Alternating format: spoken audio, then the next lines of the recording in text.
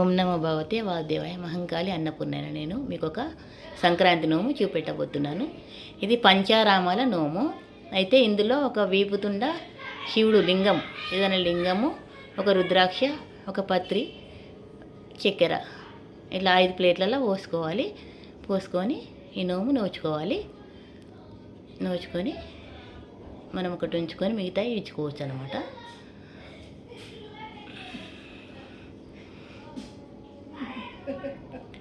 నేను ఈ వీడియో 2025 జనవరి 15న తీశాను.